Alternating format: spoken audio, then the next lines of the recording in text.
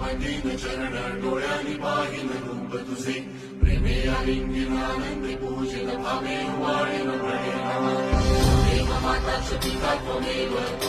बन्धुश्च सखा त्वमेव विद्या च ब्रह्मदेव त्वमेव सर्वं मम देव कायेन वाचा